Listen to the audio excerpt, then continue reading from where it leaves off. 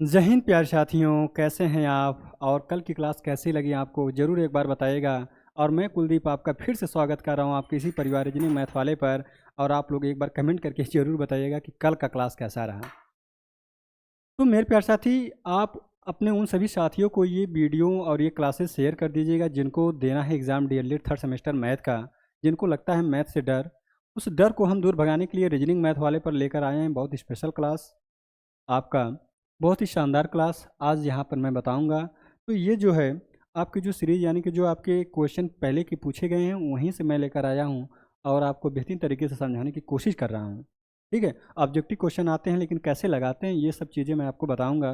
फिर उसके बाद अति लघुत्तरी, फिर लघुत्तरी क्वेश्चन भी आपको मैं बताऊँगा। तो आप लोग लास्ट तक देखिएगा क्योंकि आपके एग्ज़ाम बहुत ही जल्द होने वाले हैं और यहाँ पर फॉर्म भरे जा रहे हैं। तो आप लोग जल्दी से तैयारी में जुट जाइए, आपको बैक ना लगे, इसलिए आप मेहनत से लगिए क्योंकि नकल का कोई चांस ही नहीं है, वो भी खास करके आजमगढ़ में। तो प्यारे साथी, जैसे कि आज का क्वेश्चन मैं बताऊं, यहाँ पर लिखा है, पहला क्वेश्चन है, इस पर मत ध्यान दीजिएगा। ठीक है, इस पर मत ध्यान देना प्यारे साथी, इस पर मत ध्यान दीजिएगा आप, ये कौन सा क्वेश्चन है कौन सा नहीं। ठीक है, हमें बस इससे मतलब है क्वेश्चन से। चलो, जैसे लिखा है कि 9 और 12 के मध्य अभाज्य संख्याओं के समुच्चय के अवयवों की संख्या क्या है। तो प्यार साथी, सबसे बड़ी समस्या इस बात की होती है कि अभाज्य संख्या क्या होता है। अभाज्य संख्या क्या प्यार साथी? अभाज्य संख्या, अभाज्य, अभाज्य। तो अभाज्य संख्या के नाम भी बहुत हैं। क्या क्या नाम है आप नोट कर लीजिएगा। इसी को बोलते हैं रूढ़ संख्या। क्या बोलते हैं? रूढ़ संख्या, रूढ़ संख्या।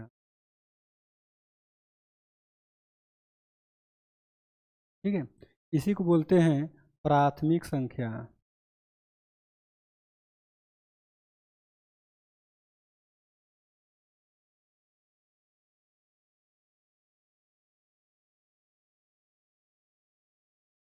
इसी को बोलते हैं प्यार साथी प्राइम नंबर। क्या बोलते हैं?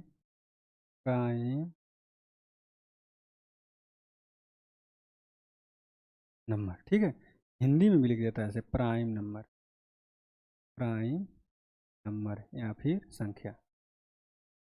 ये नाम तीनों चारों जितने भी हैं, ये नाम अभाज्य संख्या का है। अविभाज्य संख्या भी बोलता है कभी कभी, अविभाज्य संख्या, अविभाज्य संख्या क्या बोलता है? अविभाज्य संख्या भी बोलता है कभी कभी। क्या बोलता है? अविभाज्य संख्या बोलता है कभी कभी प्यार साथी। ठीक है, अविभाज्य संख्या। इतने नाम हैं, और भी इसके नाम हैं, लेकिन इतने नाम आप ध्यान दीजिएगा, आपके एग्जाम में पूछे जाते हैं कि रूढ़ संख्या क्या है, तो आपको पता ही नहीं चल पाएगा। कभी पूछ देगा प्राइम संख्या क्या है, प्राथमिक संख्या क्या है। तो ये सब चीज़ों के बारे में आपको जानना बहुत ज़रूरी है। ठीक है,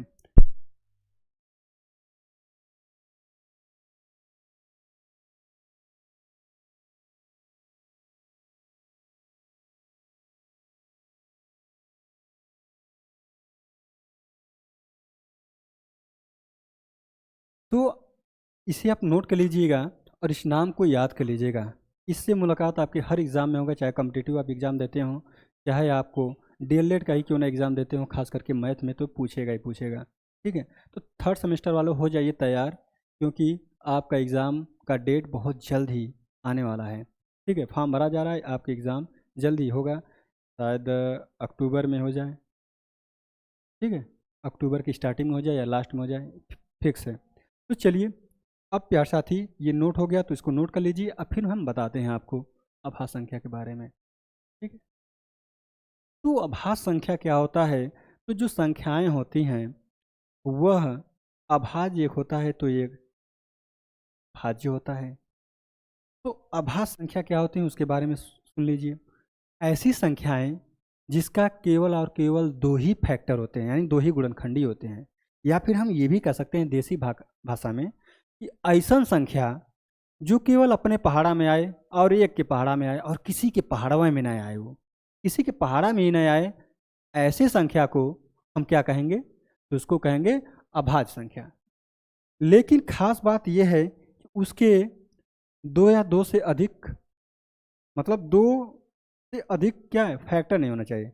और एक भी नहीं, यानी कि जिसकी केवल और केवल दो फैक्टर यानी दो गुणनखंड होना चाहिए।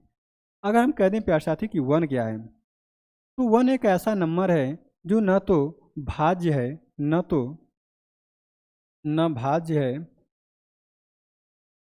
और न अभाज्य है। ठीक है, कभी कभी ये भी आपके एग्जाम में पूछ देता है कि एक क्या है, ऑप्शन में रहेगा भाज्य संख्या है, अभाज्य संख्या है, हाँ, फिर पूछ देगा विषम संख्या है कि सम संख्या है। तो एक क्या होगा, विषम संख्या हो तो जाएगी, लेकिन कभी भाज्य और अभाज्य नहीं होगा, और सम तो ये होगा ही नहीं होगा। ठीक है, तो प्यार साथी आपको पता हो गया अभाज्य संख्या के बारे में कि ऐसी संख्याएं जिसके केवल और केवल दो फैक्टर होते हैं और वह किसी संख्या से नहीं डिवाइड होता है, बस किससे, वन और खुद के अलावा किसी संख्या से वो विभाज्य नहीं होता है, यानी कि किसी के पहाड़ा में वो अइबा नहीं करता है। तो क्या हुआ, 9 और 12 के मध्य ज्ञात करना है। चलो 9 ये हो गया 12, इसके बाद क्या आता है 10 आता है, फिर क्या आता है 11 आता है, फिर 12 हो गया। तो इसमें चेक करो ये किसके पहाड़ा में आता है, ये देखो किसके पहाड़ा में आता है, 1 के आता है, 3 के आता है, 9 के आता है पहाड़ा में। ये किसके पहाड़े में आता है, 1 के आता है, 5 में आता है, 10 में आता है। ये किस में आता है, 1 में आता है और 11 में आता है। ये किसके पहाड़ा में आता है, तो 1 में आता है, 2 में आता है, 3 के पहाड़ा में आता है, 4 के पहाड़ा में आता है, 6 के पहाड़ा में आता है, 12 के पहाड़ा में आता है। बताओ हमने क्या कहा था, केवल और केवल दो गुणनखंड होंगे, यही वाला तो दिख रहा है प्यार साथी। ये देखो गलत हो गया, ये भी गलत हो गया, ये भी गलत हो गया, ये भी गलत हो गया, तो सही कौन हुआ, यही वाला तो सही हुआ। तो ये कहीं दिया होगा, समुच्चय के अवयवों की संख्या, समुच्चय के अवयवों की संख्या, अवयव कितने मिले, एक मिला, एक ही मिला। ठीक है, तो एक ही मिला, तो आपका ये वाला ऑप्शन सही होगा। अगर पूछे कौन है तब क्या कहेंगे, 11 है, कितने हैं, एक ही है। ठीक है, चलो अब नेक्स्ट क्वेश्चन पे आते हैं। ये वाला जो क्वेश्चन है, और हमने आपको ये बताया था स्टार्टिंग वाले क्लास में, कल वाले क्लास में, अगर आप नहीं देखे होंगे तो कल वाले क्लास को आप देख लीजिएगा। उसमें हमने आपको बताया था कि जो फाई होता है ना, इसको क्या बोलते हैं, तो इसको रिक्त समुच्चय बोलते हैं। क्या बोलते हैं, रिक्त समुच्चय। और इसको ऐसे डिनोट भी करते हैं, ऐसे में कुछ नहीं रहता है। इसको क्या कहते हैं, इसी को बोलते हैं रिक्त समुच्चय प्यार साथी, रिक्त समुच्चय। क्या बोलते हैं, रिक्त समुच्चय। तो इसको भी आप नोट कर लीजिएगा कि रिक्त समुच्चय क्या होता है। तो आपका ऑप्शन बी फॉर बाहुबली आपका ऑप्शन सही हो जाएगा, जैसे कि यहाँ पे दिया भी है। ठीक है, अब नेक्स्ट क्वेश्चन पे आते हैं, और ये भी क्वेश्चन बहुत जल्दी जल्दी करेंगे क्योंकि आपकी क्लासेस ज़्यादा लंबी ना हो, और मैं आपको सभी बातों को भी मैं बता दूं कि डाउट 1% भी ना हो आपको। समझ रहे हैं ना। चलो चलो, जैसे लिखा है, जिन समुच्चयों में एक भी अवयव नहीं होते हैं उन्हें क्या कहते हैं। अरे मेरे भैया, यह तो अभी न बतिया कह के आ रहे हैं। तो बी फार आपका बाहुबली, रिक्त समुच्चय कहते हैं। क्या कहते हैं, रिक्त समुच्चय कहते हैं। इसमें भी अब इसमें आ गए हम। और ये वाला कल मैं आपको क्वेश्चन बताया था, साधारण ब्याज और चक्रवृद्धि ब्याज। तो सरल ब्याज, उसको भी साधारण ब्याज को कहता है, सरल ब्याज। ठीक है, तो सरल ब्याज साधारण ब्याज सेम ही होता है, और इसके बारे में आपको बताने जा रहा हूँ, और आपको अच्छे से लगाने जा रहा हूँ, लगा के बताऊंगा। ठीक है,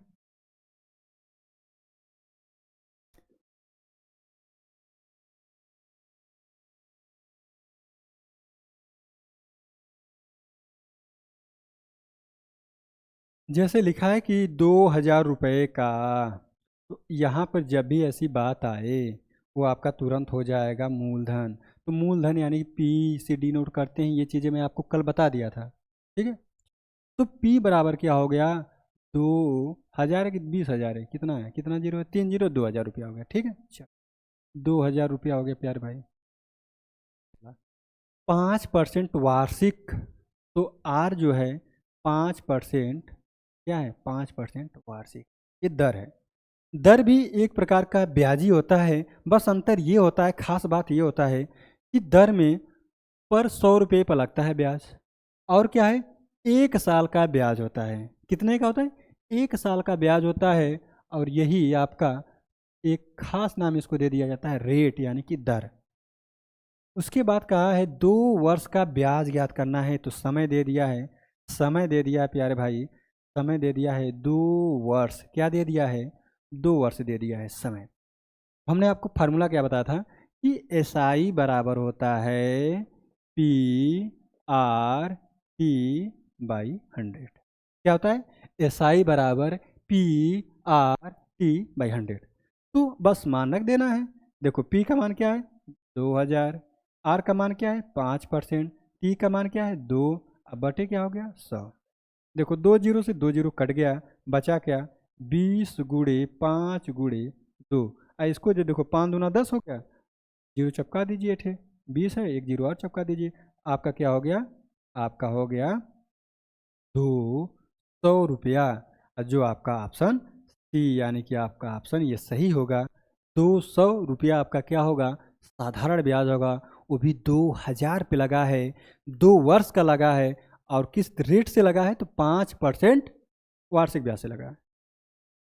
अब नेक्स्ट क्वेश्चन में चलते हैं, और नेक्स्ट क्वेश्चन आपका ये वाला है। और हमने आपको बताया था कि बीजगणित के जो क्वेश्चन होते हैं फैक्टर वाले, उसमें से आपके क्वेश्चन ऑब्जेक्टिव टाइप में भी आते हैं और अति लघुत्तरी वाले में भी आते हैं। लघुत्तरी वाले में क्या होते हैं, मेंसुरेशन के जो पोर्शन होते हैं उसमें से आते हैं, सीआई के क्वेश्चन होते हैं, वृत्त के क्वेश्चन होते हैं, ठीक है, यहाँ से क्वेश्चन आते हैं। और भी जनसंख्या वाले जो होते हैं, सीआई वाला जनसंख्या वाले क्वेश्चन आते हैं। चलो जैसे लिखा ये 8⁷ इंटू 8⁻⁹ का मान क्या होगा। तो पहले आप ध्यान से सुन लेना प्यारे भाई, ध्यान से, क्या कि 2019 में ये पूछा है, ठीक है। क्या होता है जैसे कि जब ये घातांक का क्वेश्चन है, जब बेस जैसे लिखा है ना 7 × 8⁻, तो फार्मूला मैं यहाँ पे लिख दे रहा हूँ घातांक का, मेन फार्मूला क्या, देखो एक फार्मूला होता है a इंटू यहाँ पे a, यहाँ पर मान लो m है और n है, a⁴m इंटू a⁴n बराबर क्या होगा, तो a⁴m प्लस n हो जाता है। कहने का मतलब क्या है कि जब बेस सेम होता है, एक जैसा होता है, तब क्या होता है प्यारे साथी, घाते आपस में जुड़ती हैं। क्या होती है, घाते आपस में जुड़ती हैं। और जब भाई यहाँ पर डिवाइड वाली बात आती है, मान लो a⁴m डिवाइड बाई a⁴n बराबर क्या होगा, तो a⁴m-n। जब बेस बराबर होते हैं और ये किस में होते हैं, डिवाइड में होते हैं, तो वहाँ पे जो पावर्स होते हैं घटती हैं। क्या होती हैं, घटती हैं, ठीक है। ये दो फार्मूला मैं आपको बता दे रहा हूँ, और जो फिर इसके साथ आवश्यकता होगा, जिस जैसे इसका डिमांड होगा वैसे मैं बताता रहूँगा आपको। इसमें क्या दिखा आपको, इसमें प्यार साथी क्या दिखा, देखो a⁴m प्लस n यानी कि इंटू में आप दिखा, दिख गया। चलो a⁷ इंटू a⁴ क्या है -9 है। तो मैंने क्या कहा था, जब इंटू में होगा और ये बेस सेम होगा, क्या होगा, ये बेस सेम होगा, ये तो घाते क्या करते हैं आपस में जुड़ती हैं, ये जोड़ेंगे ऐसे, लेकिन ये -9 है ना, तो -9 कर देंगे। चलो तो बराबर क्या हो जाएगा, a⁴7 और -9 बराबर क्या हो जाएगा, a⁻²। देखो जब उसके साइन अलग अलग होते हैं तो वो चीज़ों को घटाते हैं, बस बड़े में से छोटे घटाते हैं। साइन किसका लगाते हैं, बड़े वाले का, तो बड़ा वाला -9 था तो -2 हो जाएगा।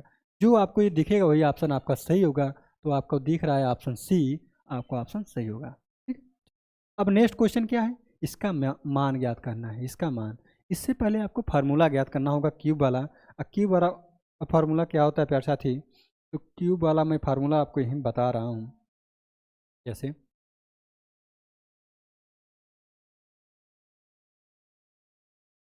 क्यूब वाला फार्मूला मैं आपको बता रहा हूँ प्यारे साथी, उसको आप नोट कर लीजिएगा और याद कर लीजिएगा, क्योंकि क्यूब वाले फार्मूले से भी आपके एग्जाम में अक्सर क्वेश्चन पूछे जाते हैं। कैसे, जैसे अगर लिख दे a प्लस बी का होल क्यूब, क्या a प्लस बी का होल क्यूब क्या होता है, a³ प्लस b³ और प्लस क्या होता है 3ab, अदर ब्रैकेट में a प्लस बी होता है, ठीक है। एक फार्मूला ये भी होता है, a माइनस बी का देख लो, a माइनस बी का देख लो आप, ठीक है। a माइनस बी का होल क्यूब क्या होता है, तो a³ minus b³ minus 3ab और अदर ब्रैकेट में a माइनस बी हो जाएगा। अब एक फार्मूला ये क्यूब वाला देख लो, a³ प्लस b³ वाला देख लो, तो इसमें क्या होता है a प्लस बी हो गया, और दूसरे ब्रैकेट में होता है a² प्लस b² और माइनस, ठीक है। माइनस क्या हो जाएगा यहाँ पे, उल्टा होता है, ठीक है, माइनस ab हो जाता है। और ए क्यूब माइनस बी क्यूब में क्या होता है ए माइनस बी, और इसमें क्या होता है दूसरे पे A square plus B square plus A B. ये हो गया आपका फार्मूला। इसी पे आप इसको रख दीजिएगा। जैसे यहाँ पे देखिए ए क्यू माइनस बी क्यू लिखा है ना, तो ये वाला आप रखिएगा। ये वाला जब रखेंगे ना तो ये वाला मान आएगा। ये वाला मान क्या आएगा आपका, आ जाएगा ए माइनस बी, और दूसरे ब्रैकेट में आ जाएगा A square plus B square plus A B आ जाएगा। और नीचे दिया भी है, नीचे क्या लिखा है A square plus A B plus B square लिखा है। ठीक है, तो ये चीज़ें क्या हो जाएंगी, कैंसिल हो जाएंगी, तो बचेगा क्या ए माइनस बी बचेगा। यही आपका स्क्वायर होगा, आपका आंसर होगा ए माइनस बी। तो इस वाले ऑप्शन में आपको दिख रहा था, यहाँ पे देखो, यहाँ पे दिख रहा था आपका, यही आपका बी फॉर बाहुबली आपका ऑप्शन सही होगा। ठीक है, चलो अब नेक्स्ट क्वेश्चन पे चलते हैं। 7/20 का भिन्न का प्रतिशत मान क्या होता है। बहुत जोरदार और बहुत शानदार क्वेश्चन है प्रतिशत का। जैसे इसमें क्या होता है, इसमें यार साथी क्या होता है, इसमें प्रतिशत में क्या होता है, जब भिन्न को प्रतिशत में चेंज किया जाता है ना, तो उसमें क्या करते हैं, उसमें 100 का हमेशा मल्टीप्लाई करते हैं, सॉरी। और जब प्रतिशत को भिन्न में चेंज किया जाता है तो वहाँ पर हम हमेशा 100 से डिवाइड करते हैं। जैसे अगर ये लिखा है 7/20 लिखा है, और इसको प्रतिशत में चेंज करना है तो 7/20 और हमेशा 100 का मल्टीप्लाई करना। कब, जब प्रतिशत में चेंज करना हो तब। तो देखो 20 पचे क्या होता है, 20 पचे 100 होता है, तो 5 सते क्या हो जाएगा 35%। इसी 35% को अगर आपको भिन्न में चेंज करना होता है तो हमेशा 100 से डिवाइड करते हैं, तो 35 बटे क्या हो जाएगा 100 हो जाएगा। 5 से काटेंगे तो 5 सते 35, और यहाँ से काटेंगे तो 5 विषयम 100 होता है, तो 7/20 यानी कि ये आपका सही है। तो कितना आया था 35% आपका ऑप्शन सही होगा। आज का लास्ट क्वेश्चन अब बहुत ही बेहतरीन क्वेश्चन है ये समुच्चय का, और मैंने आपको ये बताया था पहली क्लास में कि इंटरसेक्शन जब आता है तो कैसे क्या करते हैं। तो इंटरसेक्शन जब आता है तो ए इंटरसेक्शन बी लिखा हो तो ए के ऐसे एलिमेंट लेते हैं जो बी में भी हों, कॉमन पार्ट। जैसे एचसीएफ हमने आपको एग्जांपल देके बताया था कि एचसीएफ वाले जो जैसे टाइप होते हैं कि दोनों में कॉमन होना चाहिए, उसी तरह जैसे ए इंटरसेक्शन बी बराबर क्या हो जाएगा, तो ये बराबर होगा मेरे प्यारे भाई एलिमेंट्स। देखो 4 है इसमें नहीं है, 6 है तो 6 को ले लेंगे, 7 है नहीं है बस इसमें, तो क्या होगा केवल और केवल 6 होगा, जो कि ऑप्शन ये आपका बी फॉर बाहुबली सही है। यहाँ पर भी दिया है तो आप लोग समझ जाइए कि ये जो तरीका है, ये जो मेथड है, इसे आप ध्यान से देखिएगा और याद कर लीजिएगा। तो ठीक है प्यारे साथी, आज का सफ़र यहीं तक रहा। कल फिर मिलेंगे आपके इसी प्लेटफॉर्म रीजनिंग मैथ वाले पर, और डीएलएड के जो 3rd सेमेस्टर के मैथ हैं उसी को हम सॉल्व कराते रहेंगे। और इसी प्लेटफॉर्म पे मैं 9th और 10th वालों को मैथ और जो साइंस के जो क्लासें हैं वो भी जल्द ही स्टार्ट करूँगा। तो आज के लिए बस इतना ही। ये क्लास कैसा लगा आप लोग कमेंट करके ज़रूर बताइएगा, अपना सुझाव भी दीजिएगा। आज के लिए बस इतना ही, धन्यवाद, राधे।